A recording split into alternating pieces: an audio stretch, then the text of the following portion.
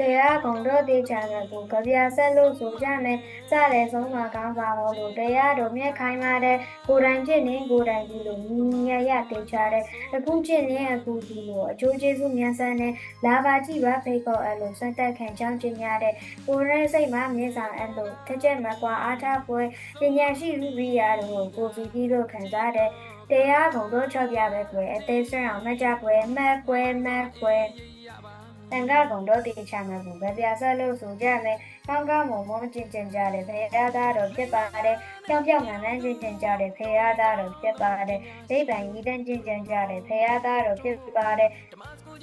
ယူသေးခိုင်အောင်ကျင်ကျင်ကြတယ်ဖေရသားတော့ဖြစ်ပါတယ်နတ်ပူလေးဆိုရှစ်ပုံကြတယ်ဖေရသားတော့ရိယာကွယ်ရဝေးတယ်လားဥစ္စာများကိုဖြတ်ပြခံထိုက်တယ်ဧည့်သည်ဟိုရဥစ္စာများကိုဖြတ်ပြခံထိုက်တယ်နောက်ဖို့လူရဥစ္စာများကိုဖြတ်ပြခံထိုက်တယ်ချစ်ကိုပူဇော်ပူမျိုးတို့ကိုဖြတ်ပြခံထိုက်တယ်လူနဲ့ပြမကောင်းမှုမျိုးကိုအကျိုးထိုက်ဆုံးများမည်ပဲတန်ခါဘုံတော့ကိုပြပဲကွယ်အသေးစံအောင်မကြကွယ်မှတ်ကွယ်